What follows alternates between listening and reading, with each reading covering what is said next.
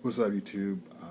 I was going to show my psychic deck. I finally picked up some cranes, but somebody swiped some of my shit at locals today,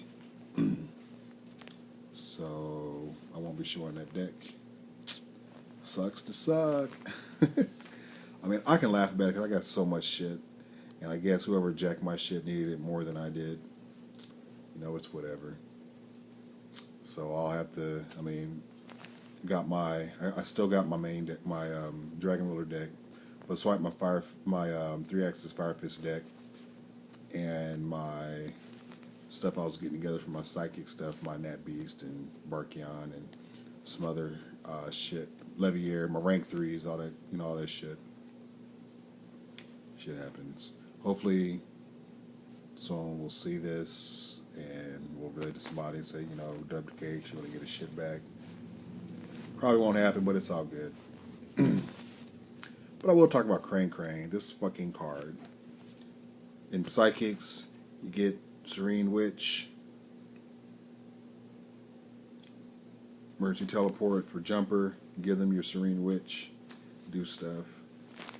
If your Serene Witch went to graveyard by battle or was destroyed, you get your Jumper, get your Serene Witch back with Crane. Especially playing against E-Dragons. Pay 1,000, give them your Serene Witch, take their Draco Sack, Mercy Teleport for whatever, make a Crimson Blader, run over your Serene Witch, and now you bladed them and you have their Draco Sack. It's so good. Or you just make a Blader with the Draco Sack tokens. And save your Emergency Teleport. It's so crazy. One card, Soul Silver Mountain, one card, Leviairs. I mean, it's kind of like the graveyard version of Tour Guide, but it gets any level 3. That is so good. Now, the card would be better, I think, in upcoming format or two. I was having a discussion with Del Bolito on Facebook about where I see the format going in the face of the Boojins or War Gods. I mean, have you seen that shit? They got a Forbidden Dress dude, a Kalut dude, a Soul Taker dude, and some other dudes. And, basically, you summon the main War God dude, and he's like standing there, I stand alone, you can't touch me, And, you have all these other effects to do stuff. And, you just right face with him. And that's cool. And then, have you seen the ghost tricks? Musfair did a video about the ghost tricks with Monarchs, and I was intrigued, especially with that new continuous spell card for tribute monsters. I mean, that's some shit up WK's alley. I like that shit, the ghost tricks, because it's like, because I used to like Mario Brothers, and it kind of reminds me of Mario Brothers with the little boo things. Mario turns his back and the boos get closer. Then he turns around and looks and they freeze, then he turns around and the boos get closer. All that stuff is cool. Then you got the vampire shit, and the archfiend shit, and all the other stuff coming out. And Konami likes to make money, right? So, Dale and I was talking, and he was like, well, format's always been fast, and blah, blah, blah, blah. I was like, yeah, but they eventually killed decks. And he was like, well, it took them 2 formats to kill windups, 2 formats to kill plants. And I said, yeah, and it took them a year to kill Graveyard Black Feathers in the OCG, because they ran that for almost 2 years, I think. They would not give up Black Wings. And, but I was like, well, Konami also likes to make money.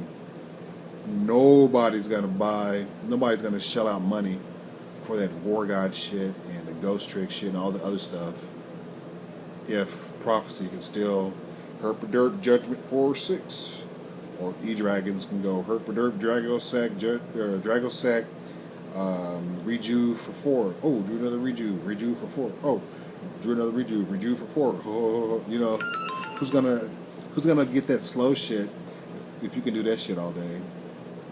So, you know, since Konami likes to make money, they have to nerf that shit. Otherwise, that shit's gonna sit on the shelf. If they don't, I have the deck already, so I mean, it's cool for, you know, players who picked up the shit before it skyrocketed in price, and, you know, with the reprints, then it'll lower in price, and other people can play it, and that's cool. But if they do, cards like this become amazing, because, you know, in slower formats, Max sees less play, Baylor sees less play, then you get more heavy back row, and usually decks that perform well are decks that can not only grind through back row, but generate advantage and can randomly OTK. That's why I like this card. I mean, you would think like in the format, you know, the Bujins would be really hot in the back row heavy format, but in the back row heavy format, you know, you're one monster that stands alone and you can't touch me. Ain't gonna do shit. You know, if I summon big monster set 5, there's a lot of people that like to play that way. And that one War Guide dude against all that back row is gonna have to be pretty tough. And then you gotta play a bunch of shitty monsters in that deck. I mean, the deck is good, but they're only good if you have other cards to go with you, you know what I'm saying? It's like kind of a, I don't know, if you don't draw the main guy, you know, to go with all the other support, it's kind of shitty. But if you get it all together, I've seen a deck in action, it's awesome. Well, this has been my salt for the night. I'm kind of all over the place. I'm tired. And I'm a little pissy because my shit got stolen. And I've been text battling my daughter. She's been blowing my phone up all night. It's pretty cool. Can you guys see that? Got everybody out here. She texted me, "Hey, how have you been?"